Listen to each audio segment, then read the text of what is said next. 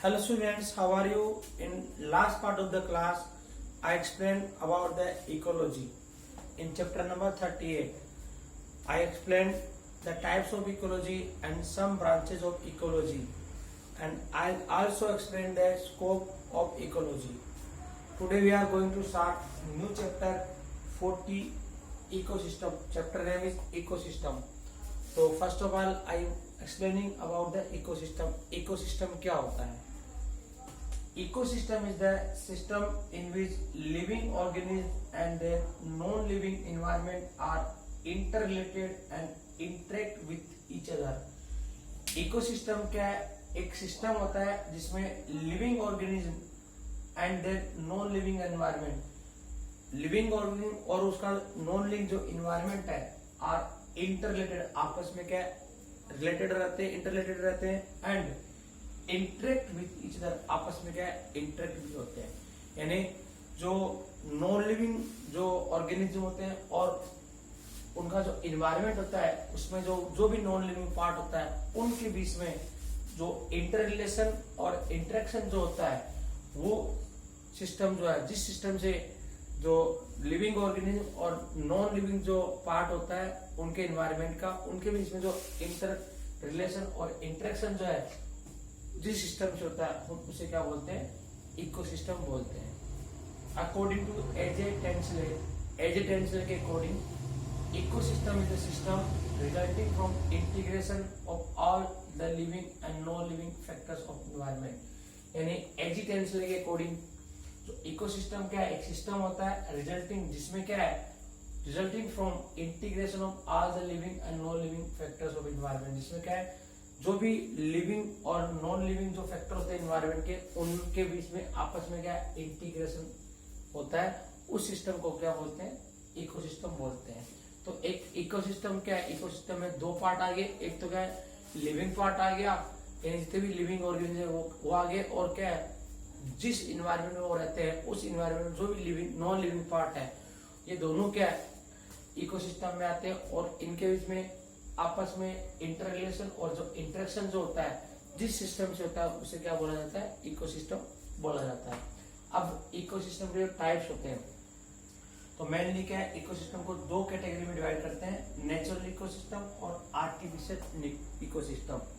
तो सबसे पहले है नेचुरल इकोसिस्टम. तो नेचुरल इकोसिस्टम को भी क्या है, जो यहाँ पर क्या करते हैं, दो कैटेगरी में हम डिवाइड करते हैं. जो पहला है टेरेस्ट्रियल नेचुरल इकोसिस्टम. तो टेरेस्ट्रियल का मतलब जो लैंड एरिया में जो इकोसिस्टम आता है वो टेरेस्ट्रियल नेचुरल इकोसिस्टम में एक अंदर इंक्लूड होता है.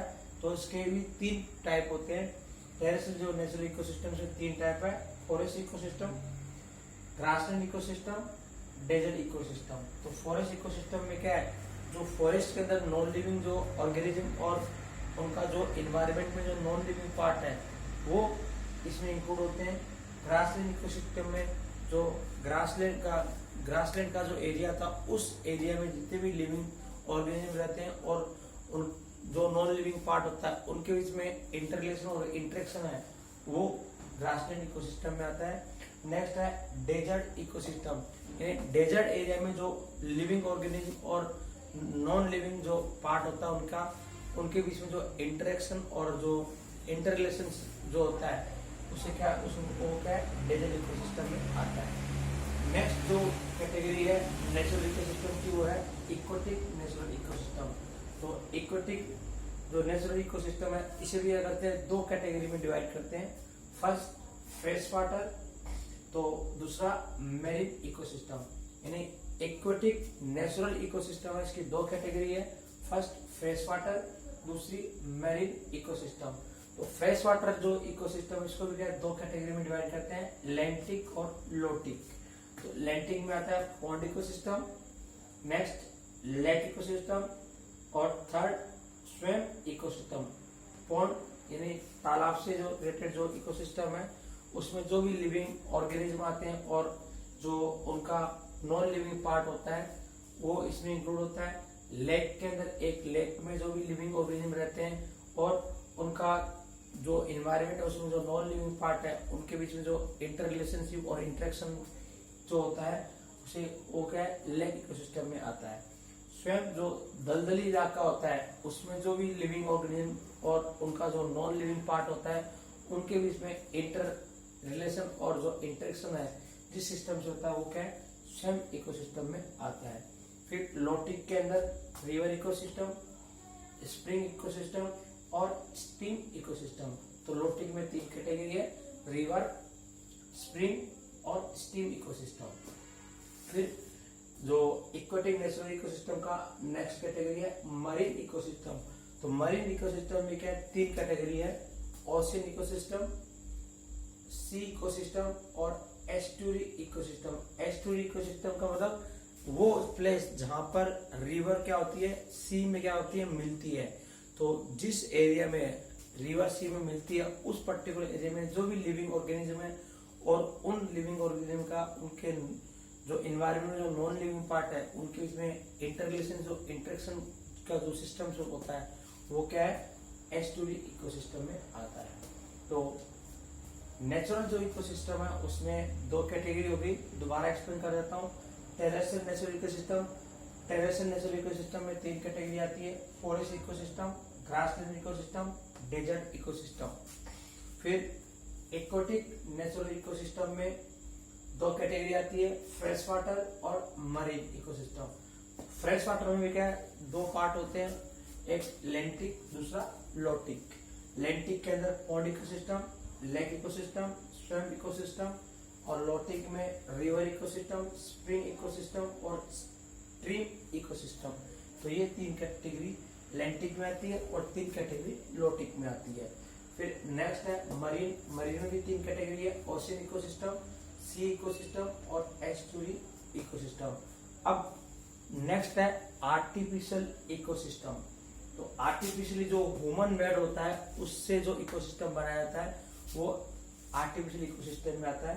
तो इसकी भी 2 कैटेगरी है, एक है इक्वेटिक एक्वेरियम, जो एक्वेरियम घर में हम क्या रखते हैं, जो फिश वगैरह क्या करते हैं उसको हम क्या करते हैं, पालते हैं, उसमें वो एक इकोसिस्टम एक्वेरियम इकोसिस्टम में आता है जो एक आर्टिफिशियल इकोसिस्टम का पार्ट होता है। अगला है टेरेस्ट्रियल, क्रॉपलेट, गार्डन और ऑर्किड। तो टेरेस्ट्रियल इकोसिस्टम, क्रॉपलेट, गार्डन और ऑर्किड ये क्या है, आर्टिफिशियल इकोसिस्टम में आते हैं। तो इस तरह से आर्टिफिशियल इकोसिस्टम की 2 कैटेगरी होगी, एक एक्वेटिक एक्वेरियम और दूसरी टेरेस्ट्रियल, क्रॉपलैंड, गार्डन। टेरेस्ट्रियल जो लैंड एरिया में जो भी लिविंग पार्ट रहते हैं, लिविंग ऑर्गेनिज्म रहते हैं और उनका जो इन्वायरमेंट में जो नॉन लिविंग पार्ट है उनके बीच में इंटरेक्शन और इंटररिलेशन सिस्टम से होता है वो टेरेस्ट्रियल जो आर्टिफिशियल इकोसिस्टम में आता है। क्रॉपलैंड जो पर्टिकुलर फील्ड जो होता है, फार्म होता है जहाँ पर हम क्या करते हैं, खेती बाड़ी करते हैं, उसमें जो भी लिविंग पार्ट आते हैं उन लिविंग पार्ट और उनके जो इन्वायरमेंट में जो नॉन लिविंग पार्ट है उनमें जो इंटरेक्शन और इंटररिलेशन जो सिस्टम से होता है वो क्रॉप लैंड में आता है। गार्डन में आपको पता है, ऐसे ऑर्किड एक बगीचा टाइप में जो उसमें भी क्या है, जो इकोसिस्टम जो होता है वो क्या है, ऑर्किड में आता है। अब नेक्स्ट जो टॉपिक है वो है कंपोनेंट्स ऑफ इकोसिस्टम। तो इकोसिस्टम के जो कंपोनेंट है वो कौन कौन से होते हैं। तो नेक्स्ट जो है आपका टॉपिक वो है कंपोनेंट्स ऑफ इकोसिस्टम। तो इकोसिस्टम में क्या है, 2 कंपोनेंट होते हैं। सबसे पहला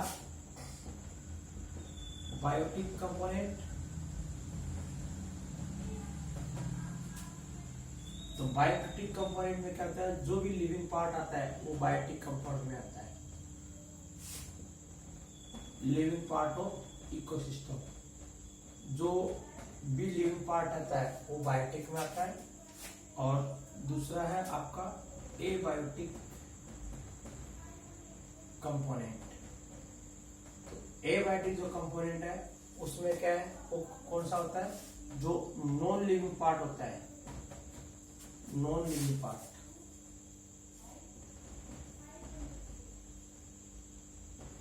जो नॉन लिविंग पार्ट है वो क्या आता है, एबायोटिक में आता है। इस तरह से क्या है, इकोसिस्टम के क्या होते हैं, दो कंपोनेंट होते हैं, पहला बायोटिक जो लिविंग पार्ट होता है, दूसरा एबायोटिक जो क्या है नॉन लिविंग पार्ट होता है। अब आगे जो है इसमें बायोटिक के अंदर भी क्या है पार्ट होते हैं। तो सबसे पहले इसमें है बायोटिक कंपोनेंट। तो इकोसिस्टम के दो कंपोनेंट है, बायोटिक और एबायोटिक। तो बायोटिक कंपोनेंट में जो लिविंग पार्ट है वो बायोटिक में आता है और जो नॉन लिविंग पार्ट है वो क्या आता है एबायोटिक में आता है। अब बायोटिक जो कंपोनेंट है इसके अंदर भी क्या आते हैं पार्ट आते हैं। पहला इसमें बायोटिक कंपोनेंट में प्रोड्यूसर्स करें जो भी ग्रीन लीफी प्लांट और जो ट्रीज होते हैं वो क्या प्रोड्यूसर में आते हैं। और सेकंड कंज्यूमर्स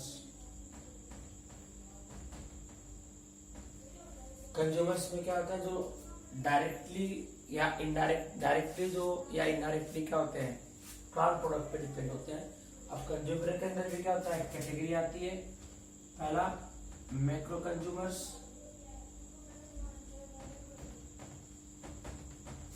और दूसरा माइक्रो कंज्यूमर्स। हम इसको डीकंपोजर भी बोल सकते हैं।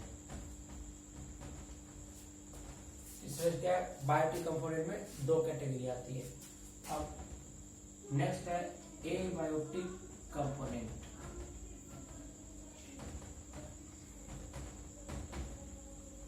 तो एबायोटिक कंपोनेंट में क्या है जो नॉन लिविंग पार्ट आता है वो क्या आता है एबायोटिक कंपोनेंट में आता है। तो एबायोटिक कंपोनेंट में क्या है तीन कैटेगरी होती है, ऑर्गेनिक सब्सटेंसेस, दूसरा इनऑर्गेनिक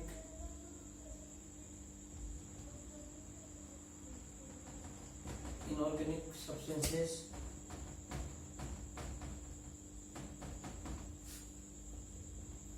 और थर्ड जो कैटेगरी है वो है इसमें क्लाइमेटिक फैक्टर्स।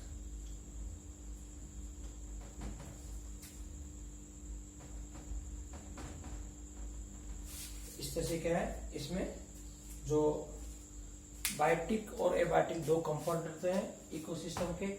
बायोटिक के अंदर जो भी लिविंग पार्ट होता है इकोसिस्टम का वो इंक्लूड होता है और एबायोटिक कंपोनेंट में जो नॉन लिविंग पार्ट होता है वो इंक्लूड होता है।